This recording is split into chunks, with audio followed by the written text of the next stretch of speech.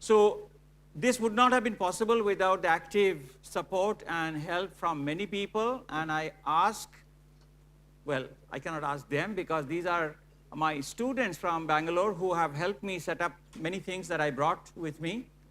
But then Shamita, she is going to help me. She is from BMS College of Engineering in Bangalore. And then a large group of people, Sri Ansari, who is here, Sri Peer, who is not here, and then 5 very active volunteers. Can you stand up or identify yourselves? Where are they? So I see Arush, Vaibhav, and Akshaya here. And where are the other 2? Melissa is there, and who is missing? Prasuchi. Where is Prasuchi? She's here? Okay, she'll be here anytime soon. And then I also should thank Dr. Palani from Merck Sigma Aldrich, because some of the chemicals I'm going to use today are pretty expensive, and without his help, I would not have been able to do all these experiments. Anybody's birthday today? Okay, you don't want your birthday to be on 18th, or on 13th, right? All right. Whose birthday? All right. Okay, so let us have a little celebration here on the occasion of whoever was born on this particular day. And to do that, we are going to do a small experiment. Every experiment I do will have a question associated with it. Question is, why is the balloon floating?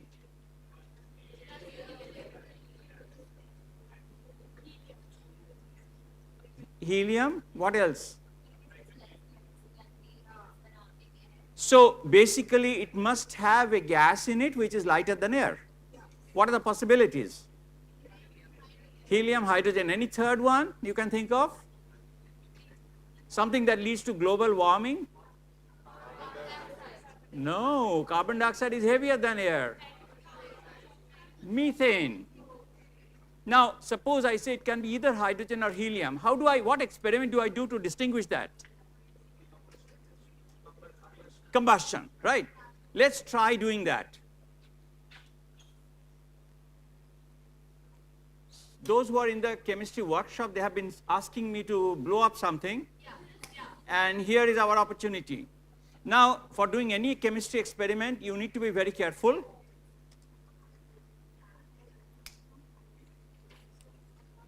Okay? And therefore, you can see, please move back a little bit.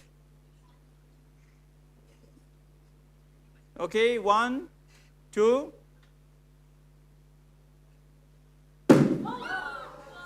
One more.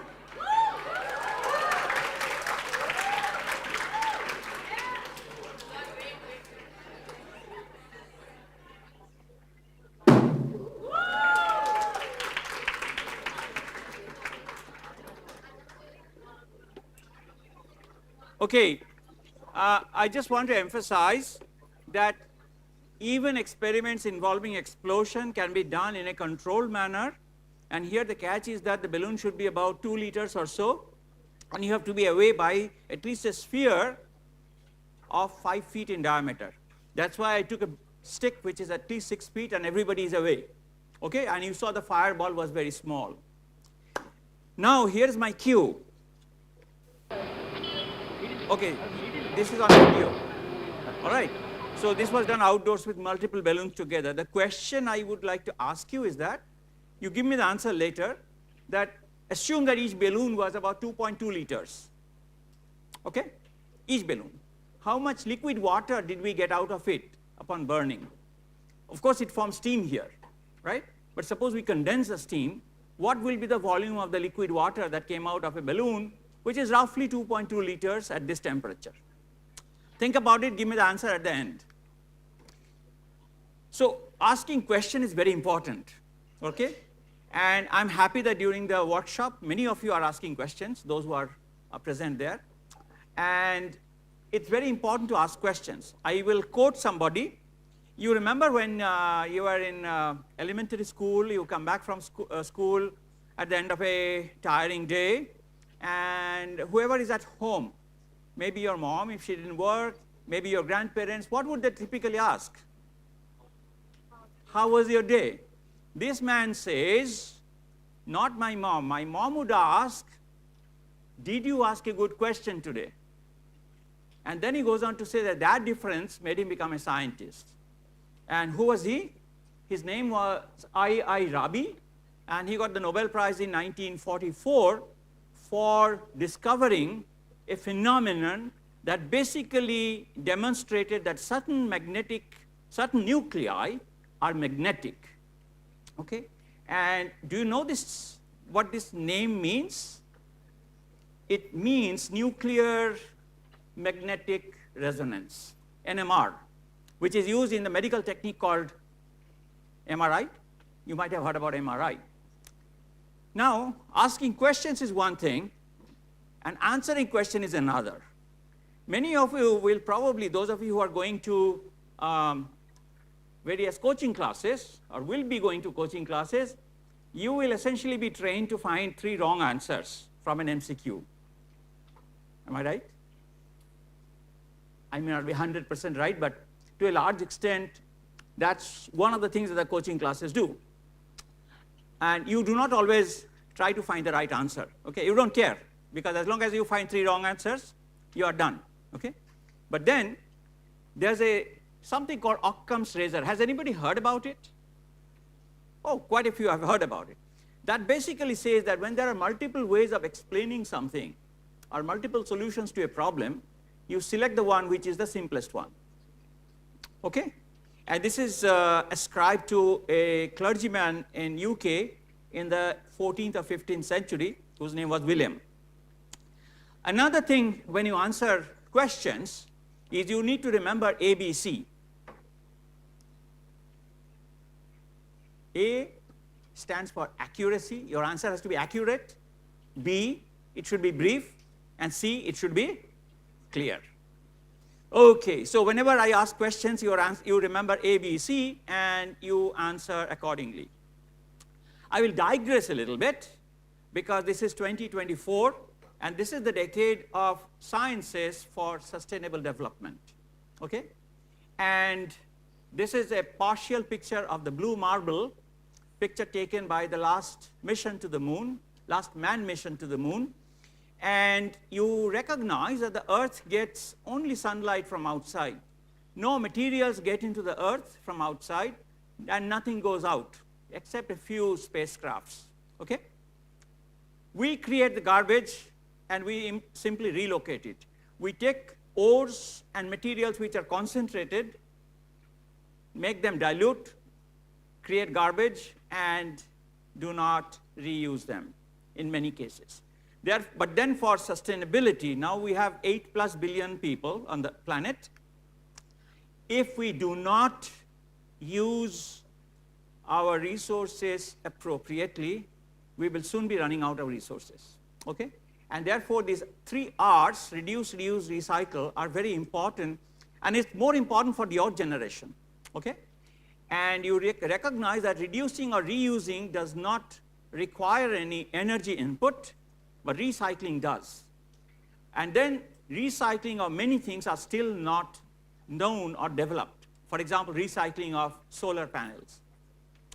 I would also like to highlight that there are 17 Sustainable Development Goals, which many of you probably know. Many of you probably know that there are 17 UN SDGs, and then many of them are connected to chemistry. Okay? So chemistry alone can help achieving many of these SDGs as prescribed by United Nations. By 2030, we should achieve some of these goals. So keep that in mind. Something is everywhere. Let's put the words together. So that's basically what we would like to discuss in the remaining 80 minutes and 20 seconds. All right? Maybe a few more. But the most important experiment will be done at the very end. Okay? So if you want me to stop in 80 minutes from now, you might miss the last experiment. Okay. When I say chemistry is everywhere, it's literally everywhere. You know, this is a pack of one of those things that you drink during summer. It's a buttermilk pack. when you look at it, what you realize is that apart from many other things, it shows the amount per pack and the percent RDA. And I would like to, like you to remember that when it shows it's very low calorie, okay, less than 8% or 9% of the various components like fat, energy, etc., look at the amount of salt. It has 25% of your daily requirement of a salt from just a 200 milliliter pack, okay? And therefore, you have to be very sensitive to the contents that you are putting inside your body. And one more thing, and then there is a number given here which says 460I, and that is microcrystalline cellulose. In any pack that you purchase from the market, this is from a iced tea pack. I have tried to not show you the brand name. Most of them have very similar compositions. And there are certain numbers associated with it. And here again, you see that amount of sugar is very less. But, yeah? Pretty close to that, okay? About 1.8. Yeah. And if you look at the ingredients of this iced tea, you see various 3-digit numbers, sometimes 4 digits also. These are the so-called INS number, or International Numbering System numbers, which refer to the food additives, okay? I just want to highlight this one to show what the food additives are in the iced tea. There are at least 4 of them. By the way, I have given a problem to many of you, those who are taking the workshop. I hope you have not taken iced tea as one of the examples. So it has got citric acid, malic acid, steviol glycosides. You know, it says that it contains steviol glycosides, which is a non-calorie sweetener, okay? And of course, it has got cellulose gum as well, which is called sodium carboxymethyl cellulose, okay? And I will show you one more example. This is a toothpaste that you find in the United States. They don't use the INS numbers, but they use some other number called blue 1 and yellow 5. And again, those who are doing the workshop, they will do some experiments with color this afternoon. This is the picture of the Earth that I showed you earlier, taken some years ago, some decades ago, whereas this picture is that of a dead planet, or most of our knowledge is that there is no life here, okay? When I say chemistry is everywhere, you may have seen this picture. I showed you chemistry in your buttermilk, iced tea, toothpaste. But let's move out of the Earth, outside the Earth. This was a picture of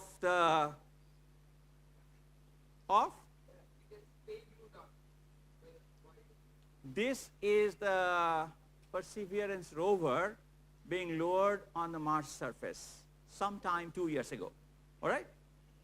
Now, students at your age, children at your age, you get excited by the idea of a rocket going from Earth and landing a big object like this on another planet's surface, right?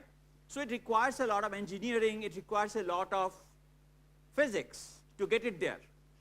But what you sometimes do not know, and the media often do not highlight it, that the main purpose of these planetary missions is to do chemistry on another planet, okay?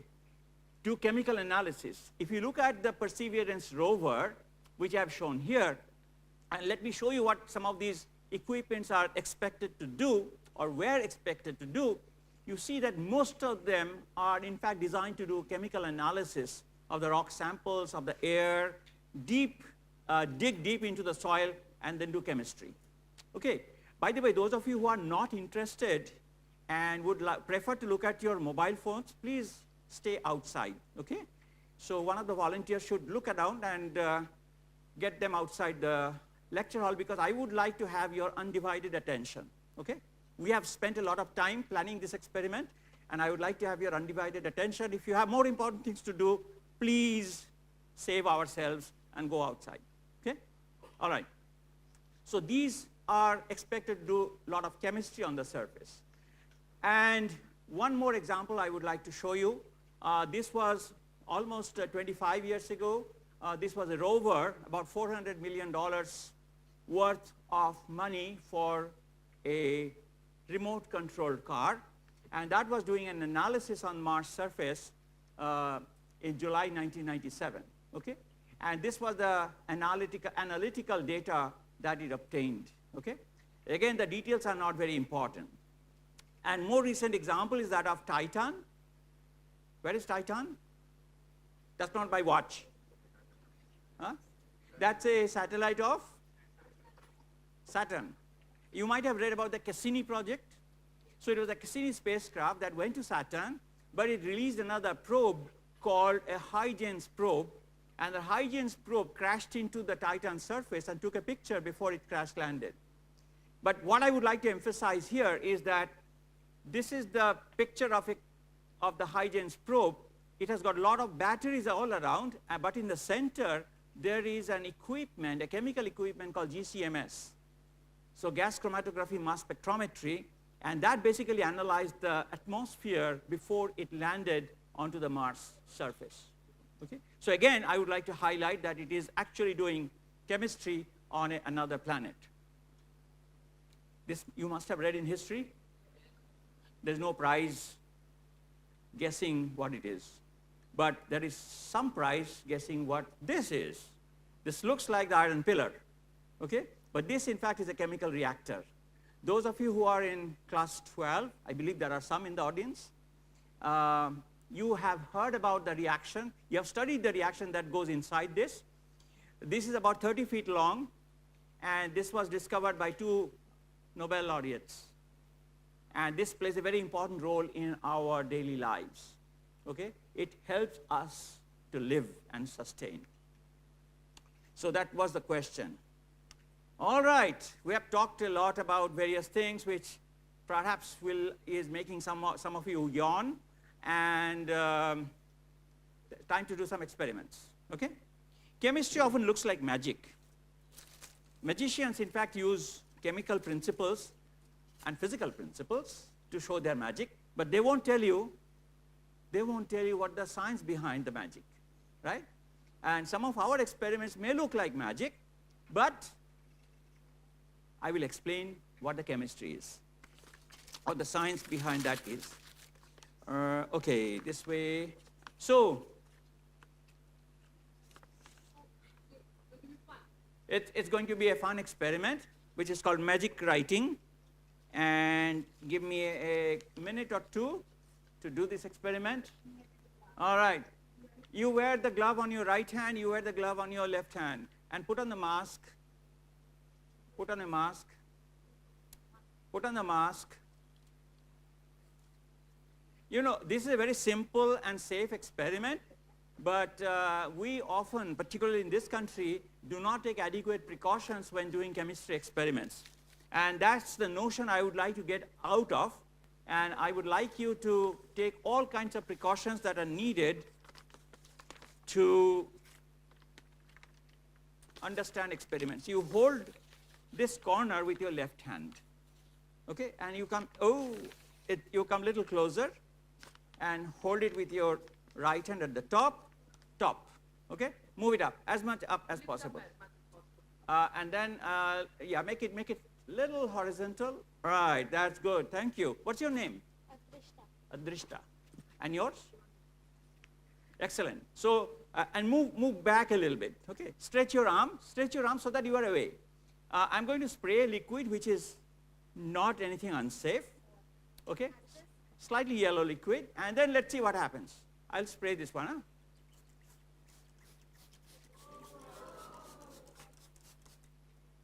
Okay? It looks like magic. But you know, there's chemistry, because I'm spraying one chemical, I get 2 colors out.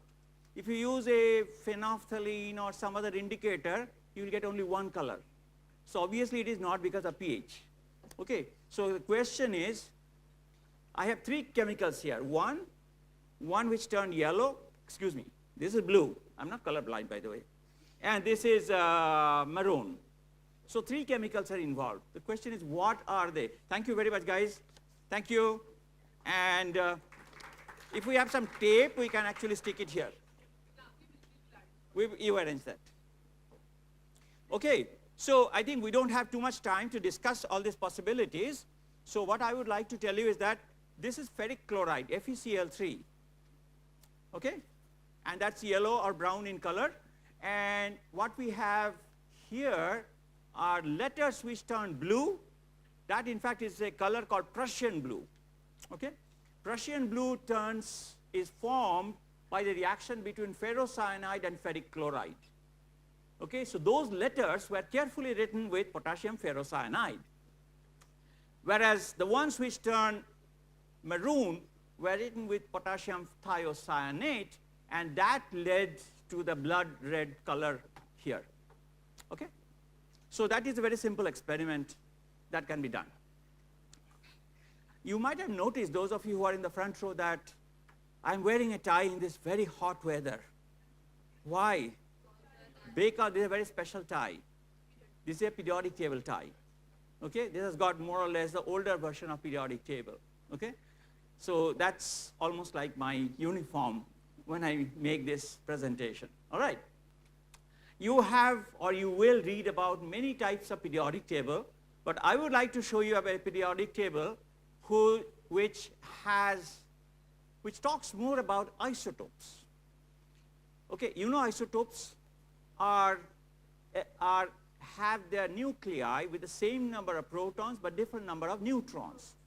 So therefore only the mass changes, the properties, chemical properties virtually do not change. This particular website, which was launched by IUPAC, do you know what IUPAC stands for? International Union of Pure and Applied Chemistry. All right. So IUPAC launched this website in 2016 in Malaysia, and this website tells you about how isotopes are important in our daily life. Okay? I would like you to take a look at it. I will not describe what's given here, but if you click on any one of these four images, you will get to know a lot about what isotopes do for you. This is one of the simplest isotopes you can think of, and one of the least expensive ones, D2O. Okay. Now D2O is actually not good for you. I will show you an example. So if somebody offers you a glass of D2O to drink, you should say thank you, but no thank you. Actually, nobody will offer you, because a glass of D2O will cost you probably about 15,000 rupees. Okay, all right. But here's an example of tobacco plants grown in no D2O, that is all H2O. And since there are two screens, let me use this one. 0% D2O, 30, 50, 60, and 70% D2O. And you see that the growth has been retarded. Okay? Thank you. Thank you, gentlemen. And therefore, it causes your metabolism to slow down. And therefore, you should not actually drink H2O, D2O. Yeah, H2O with D2O impurity is also equally bad. Now, here's the question. Shall we do an experiment with D2O? Yes. D2O is also called heavy water. Why is it called heavy water? Yeah, I already have the data here. Okay. So it is a higher density. Water is nearly 1 at 25 degrees. D2O is about 10% heavier. It is used for slowing down neutrons in nuclear reactors. Okay. And you notice here that it has got a much higher melting point. Okay. Now, suppose I give you a small amount, less than a spoon of D2O. What experiment would you do to prove that it is D2O, it's heavy water? What experiment do you think can be done? But I cannot do the melting point measurement here.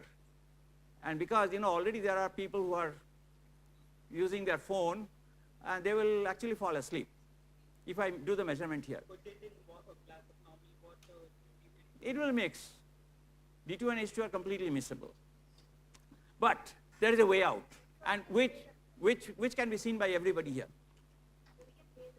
We can weight it. We can take the weight and the density measurement, but then again, I will do it here, and not even the first row students will see it. Right? So the way out is that, H2O ice floats on H2O. D2O ice will also float on D2O. But what about D2O ice in H2O. It may sink. So let's do that experiment. Okay, and then for that experiment, I've got this very special, oops, not this one, very special sample of a small amount of H2O and D2O. I brought them in these syringes, and they have been kept frozen here. And let me get them out. Yeah, no, everything is arranged here, so don't worry. I'll call you when. It will take about a minute or so. You know, most of the experiments are kind of, will take a few minutes or seconds of preparation, because I had to kind of seal these things very well so that they don't spill in the lower pressure in the aircraft. But then there's a catch. There's a catch that you see, you know, water or D2O is not colored. But my students put different colors in these two. This is orange color, which is often used in cheap biryanis. And this is a green color. This is often used in adding to a palak when palak is not in season. Okay, these are approved food colors. Okay, nothing wrong with them. So my students have not said which one is H2O, which one is D2O. It can be either one. Okay, but they said that, you know, since you are going to do the experiment anyway, why do you bother about knowing which one is which? It's more fun this way. Okay, so what we are going to do is to take a measuring cylinder and fill it with very cold water. And this water is made with, this ice is made with distilled water. And I will just cool it a little bit more. I'll tell you why I'm using ice water here.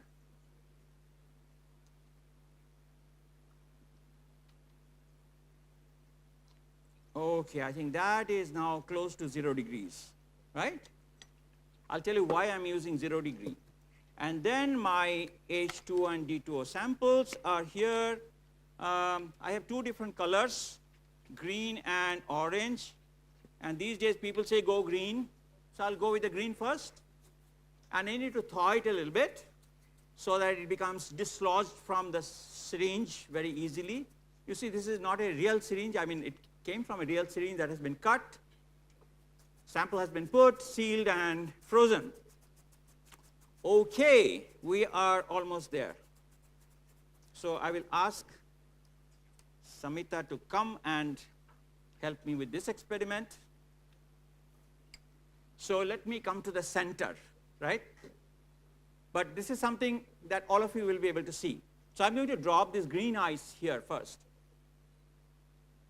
You hold it at the bottom and hold it as high as possible. And I will probably drop it from here. Okay? Let's drop it and see what happens. Floating or sinking? Wow. It sank rather easily, right? And therefore, this is D2O ice. And let's do it with this other one. Again, thaw it a little bit because there is a little bit of a protrusion near the neck of the syringe, if you will. And I'm using my $1 million wooden stick. And let's see if it drops. All right, this almost looks like a, sugar candy. All right. So that is H2O, this is D2O, right? And let's make sure it is H2O. There's no trick here. Okay, two things. Thank you. I think it's okay. Sorry?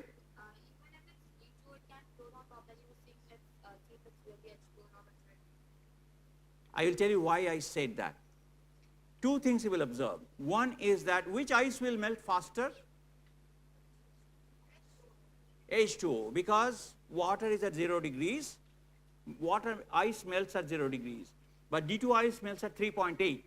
That's why I have taken ice cold water so that it melts very, very slowly. And the second thing you will observe is that, the first thing is of course that this will disappear faster than the green ice. Second thing is that when the green ice melts, what would it produce? D2O. So the green liquid will be D2O, and you will see that the remaining part of the D2O ice will actually float in the junction between little bit of D2O and mostly H2O. Okay? So that I would leave here with Samita, so that when it reaches that stage in about 2 or 3 minutes time, one of the volunteers can show it around. Okay? All right, let's get going, because my time is running out. So this was the experiment that we did. Coming back to smartphones, I think all of you have one. These phones contain a very large number of elements, as many as 45, 46 elements. Okay? And you can see that the components of a smartphone are primarily in 4 segments: screen, electronics, casing, and the battery. Okay? And okay, what happened to this side? It's going off again. So what you will find is that there are many lanthanides, which are shown by the magenta color, the pink color here. They are in electronics and on the screen. Okay? But what happens is that eventually many of these elements will run out. Some problem with this projector. Yeah. Nothing much I can do about it. I can only blank and unblank it once. That doesn't help. So I think something wrong with the projector. But basically, before we go there, I can tell you that many of these elements of the smartphone are disappearing from the earth because of the reason I mentioned earlier, that there are only concentrated ores available in some places, and we are depleting them at a much rapid pace. So if you are not satisfied with your smartphone, even then I would advise that use it for as long as you can. All right, time for the next experiment. Any guess? Elephant toothpaste. Elephant toothpaste experiment. This looks like a fun experiment, but this is actually a lesson in catalysis. Okay? And I say that because hydrogen peroxide is, where is hydrogen peroxide? Here. Hydrogen peroxide is an unstable molecule, but it does not decompose very rapidly on its own. It requires some sort of a trigger. So the trigger we're going to use is sodium iodide. And when it decomposes, it produces water and oxygen. Now, if you get bubbles of oxygen, it's not much fun. So to make it a little more fun, what we would like to do is to mix it with some liquid soap. Any brand of liquid soap is fine. And again, I'm not promoting one particular brand here, so you need not even see which brand I'm using. All right? But I will use a good amount of hydrogen peroxide.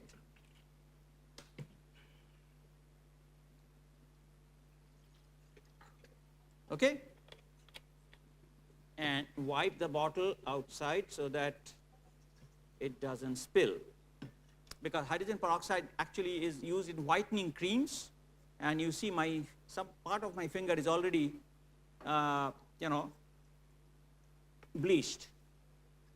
So we have a good amount of hydrogen peroxide, which we are going to not blow up, but react with hydrogen peroxide, react with sodium iodide. Okay? All right. So I have this mixture of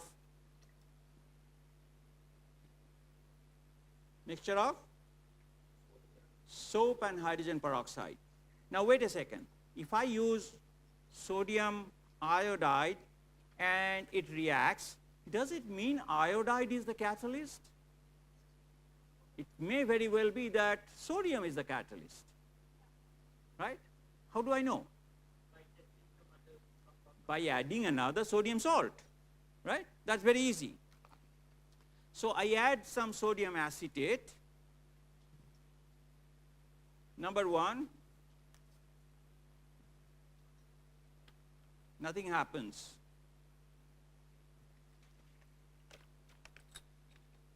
Okay? Then I add some sodium bicarbonate. I'm actually saving your samples. My students have packed some material. I add some sodium bicarbonate. Nothing happens. So I can even say, ye bhi bach gaya. Does it remind you about any dialogue from any movie? You may not, I think your generation may not have seen Sholay. Sholay you have seen? So pehla one bach gaya, second one also bach gaya. Now sodium iodide. So the appropriate dialogue here is,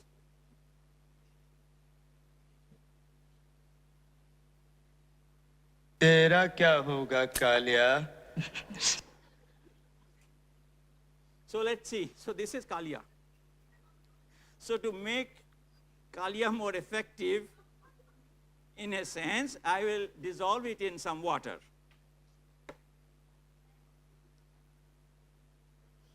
Okay, I'll dissolve it in some water, and now I am going to add this one to the solution. Are we ready?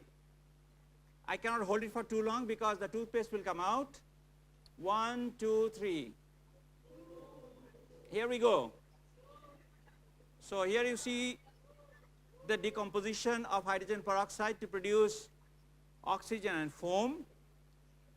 And this is a very messy reaction, but I'm not generating anything that is nasty. This is a crowded room. I'm only putting some more oxygen so we can breathe more easily, and water. And you see a little bit of steam coming out, and that's about it. So this looks like elephant toothpaste to some. Okay? All right. Okay. Yeah, I will hold it because I can show it at the center to all of you. Perhaps you might be able to see this. You can see that the D2O ice is now partly melted. It has formed a layer of liquid D2O, and it is floating in between the two layers. I suggest that one of the volunteers can walk around the aisle and just show it to them at the eye level. Let their eyes be at this level, okay? So show it, hold it at the top and show it around. Thank you for alerting me. No, let it be here for a little more time, because I'm now going to show you a few videos of experiments that I cannot do here, okay? And therefore you will realize that these are not simple experiments. But for a preamble, I would like to show you this picture. You might have seen similar pictures. This is basically bond between a small atom and a big atom, okay? And these sort of bonding is not very effective. The bonds are, ab Sare ji, aap baith sakte hain? Koi zarurat hoga to main aapko bula lenge. You don't need to stand here. So this is like a handshake between a baby and an adult.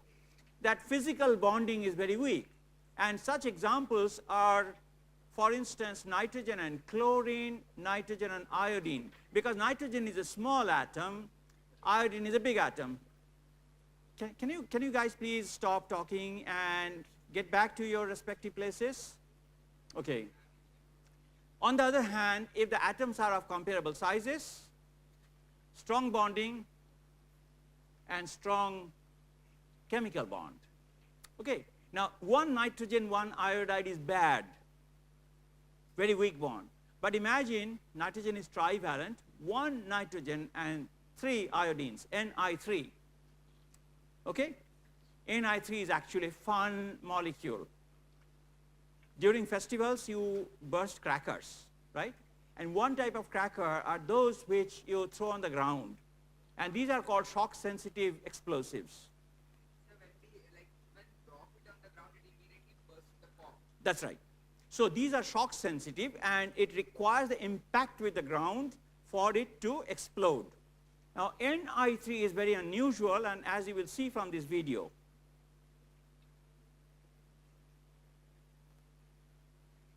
When nitrogen triiodide, the dark-colored solid, is dry, it is very sensitive to touch or any vibration. Simply touching it with a feather causes it to explode or detonate. One detonation causes another to occur. One product of the reaction is violet iodine vapor.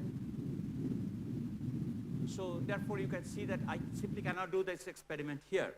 But then there's a question for you. I think the question is, if it is so shock When sensitive, nitrogen triiodide, the dark-colored solid, is dry, if it is so shock sensitive, how do I keep it on the filter paper? Yeah?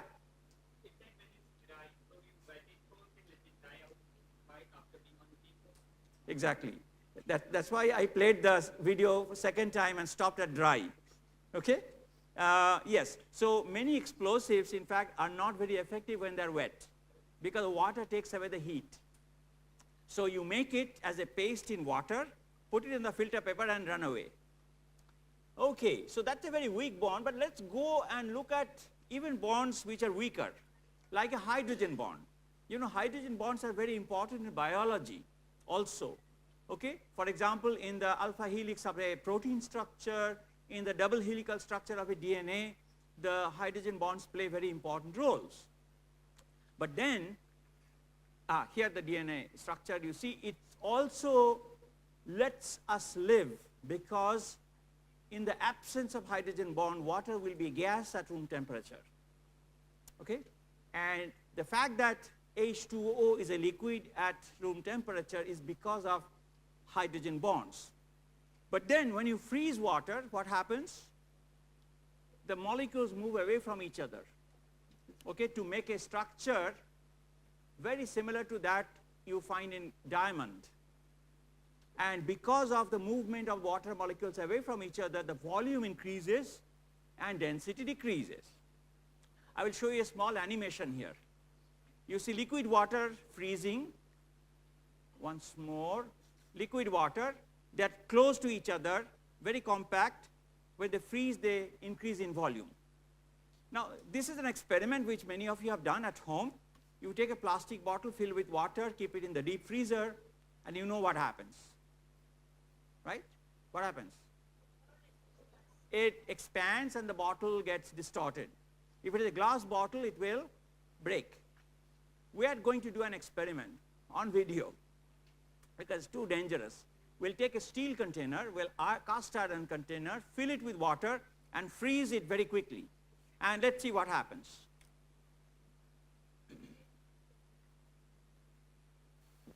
The ice bomb illustrates the fact that the volume of ice is greater than the volume of an equal mass of liquid water. Some cold water is poured into a cast iron bomb, and a threaded plug is screwed into the bomb so that the bomb is tightly sealed.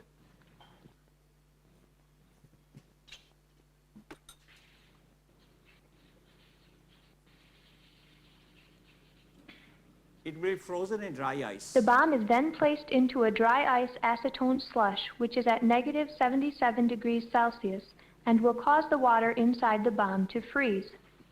A wooden box is placed over the top of the bomb and slush bath. It takes a short time for the water to freeze. When it does, the bomb explodes. Some of the dry ice acetone slush is blown onto the explosion shield. Little bits of the cast iron bomb are left. When the water freezes, tremendous pressure is produced. The pressure is enough to cause this cast iron bomb with more than 1/8 inch thick sides to burst. So you can see that, you know, to make a bomb, you don't need RDX or TNT. You can do it with water, okay? And even with a small amount of water, the pressure is so high that, that it broke. Yeah. Yeah. I mean, you have to get energy out of the water, whether it is compressed water or frozen water, whichever way it is. You can, ultimate idea is that, you know, one form of energy has to be converted to another form. In the last experiment, we will convert energy from one form to another.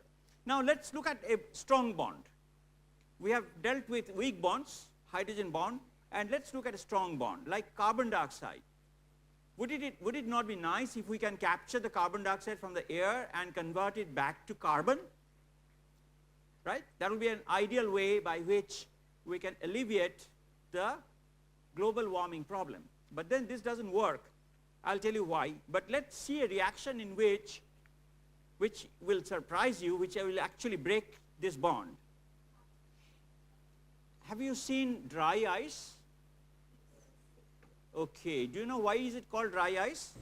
Magnesium is placed in a Okay, cavity I'll in come a back. block of dry ice. This is a block of dry ice. You put magnesium on that. The magnesium is ignited. You ignite the magnesium with a burner and cover with another block of dry ice. And covered with another block of dry ice. So the burning magnesium has no air or oxygen around it, right? So ideally it should not burn. But you see what happens. Despite the absence of air, the magnesium continues to glow due to its reaction with carbon dioxide. Because of this reaction, carbon dioxide cannot be used to extinguish magnesium fires. And let's see what's inside.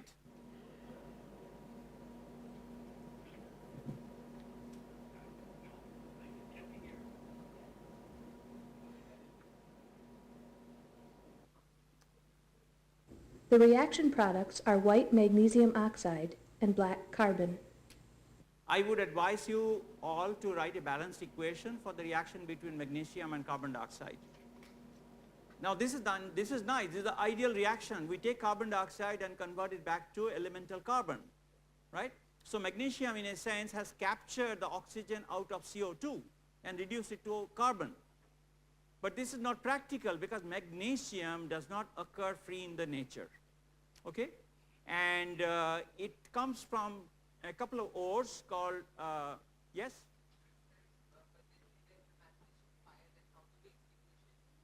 You cannot extinguish with carbon dioxide, obviously.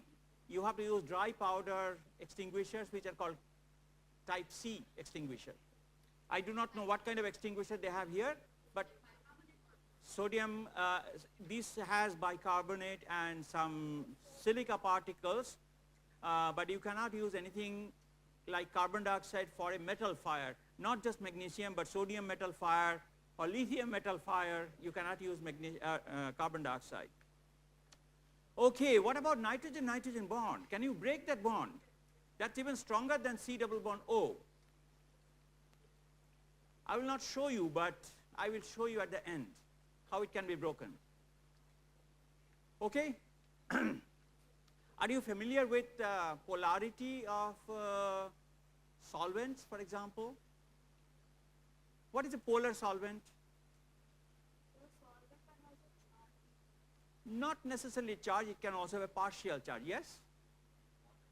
Water is polar, methyl alcohol is polar, and anything that is non-polar? Benzene, petrol, kerosene, and things like that. Now there are certain colors or dyes which show very high, very large change of color with change in solvent polarity, okay? And I will only show you the example because the experiment takes a bit of time. So this is a molecule called Ricard's dye, and this one shows such different colors as you can see here. I'll use this one so that everybody gets to see.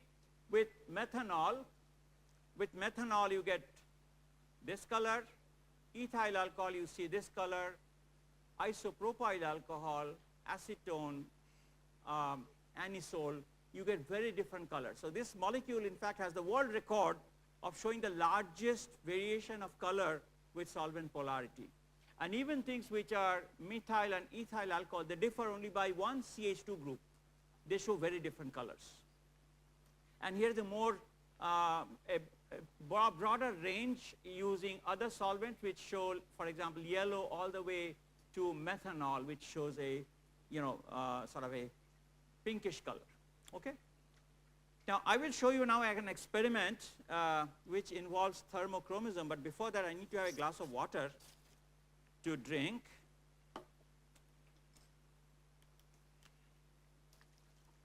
And I will drink from this magic glass, okay? And this water is not cold enough, so I will add some ice.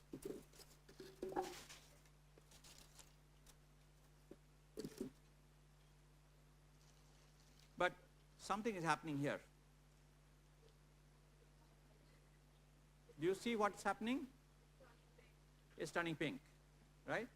And this can happen either the water is turning pink or the glass is turning pink. Water? The glass? Okay, some people say glass, some people say water. What experiment do I do to prove that? Pour the water out. There is no prize in guessing that, right? Again. So, I pour the water, oops. I pour the water out. It's colorless. So it is a glass which has turned pink, and now let me hold it like this. And what happened? So that essentially means, because I have heated it with a 37 degree, yeah. Yeah. Right. Yeah, because this particular dye, which is embedded in the plastic, this is a thermochromic dye. This changes color below 10 degrees, but it is reversible. When it warms up, it becomes transparent, white again. In fact, many baby feeding spoons have this color, so that if the food is too hot, it shows a different color. So only when it becomes a safe temperature, the spoon becomes green. Otherwise, it is red. Okay.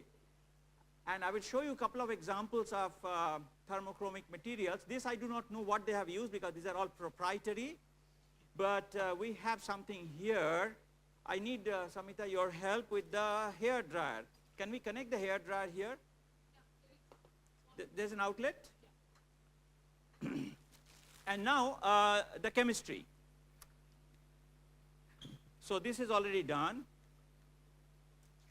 There is a salt of silver and mercury, okay, that is yellow at room temperature and orange when it is heated to about 50 degrees. And what is also exciting in chemistry is that the corresponding copper salt is red in color at room temperature, and it turns black at 67 degrees. Now, to make things more interesting, here's a banana painted with a silver salt, which will become more ripened upon heating, which she is going to do now.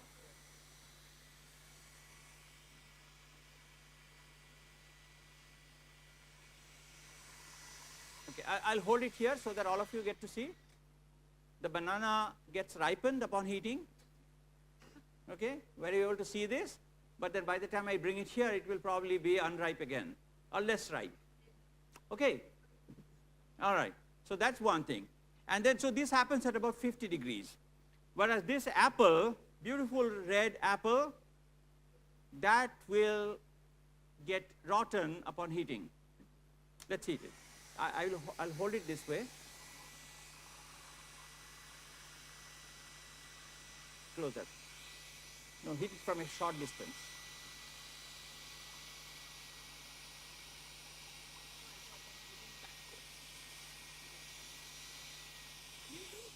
Can you all see this? It has become rotten, but then the rotten apple comes back and becomes a nice apple, nice red apple. Oh, yeah, it's already nice and red, ready to eat. In reality, if this would have happened, that would be really nice, right? So this one required a little more heating because that changes color at 67, and hair dryers are not meant to become so hot. Yeah, that will burn your hair, right? Yep.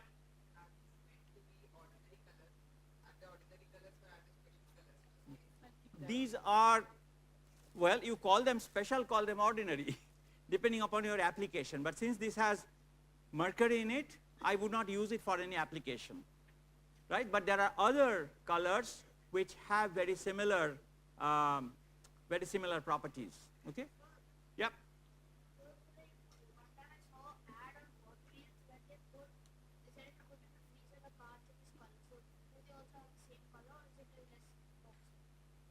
I do not know because there are hundreds of thermochromic materials.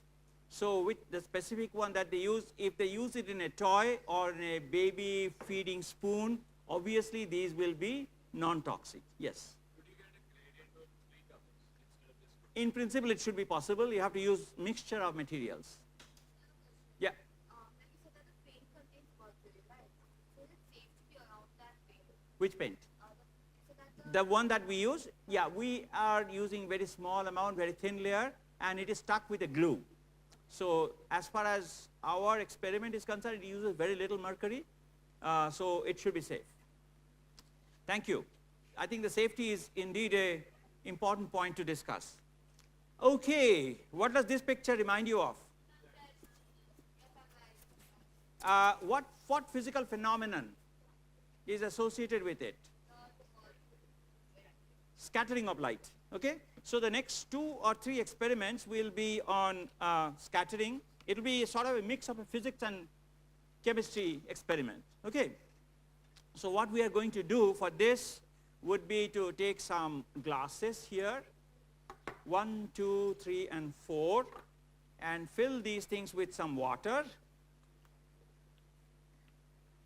Thank you, Kishore is not here. But Kishore got us the kind of glasses that we need for this. 1, 2, I will need some more water. There is some more water here.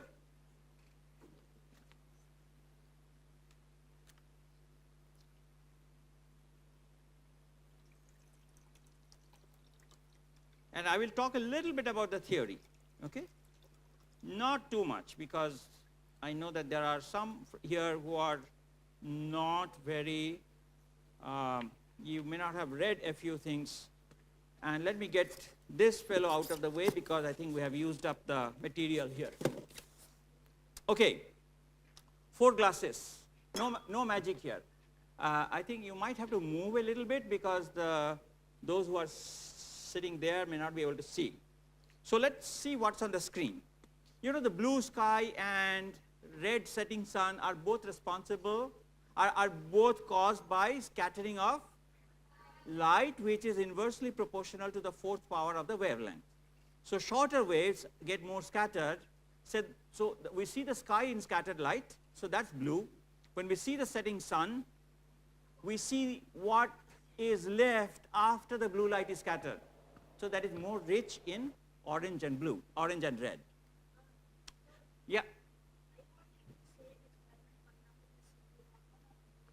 No, I'm not going to do a scattering of light to see Raman peaks, Raman spectroscopy, because I'm going to do a much simpler experiment. Okay, so the first one is basically what is called Lambert-Beer's law, which some of you have read or will read. And the second example, so basically what it says is that when light passes through a sample, some of it may be absorbed and little less comes out of it. So depending upon how much it absorbs, either very less light or no light will come out. So that is an absorption phenomenon.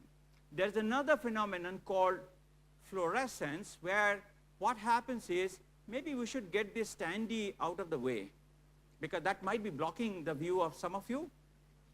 Can we do that? Can we move the standee a little bit away? Thank you. So in this case, what happens is, light gets absorbed, but it is re-emitted at a longer wavelength, and that is called fluorescence. So when light passes through a medium, many things can happen. It can get transmitted, scattered, absorbed, and when it gets absorbed, it can emit, it can undergo thermal conversion, and also there can be chemistry, photochemistry, and that is responsible for our life again, right? Because photosynthesis is basically photochemistry. So we are going to do this experiment now. For the first one second,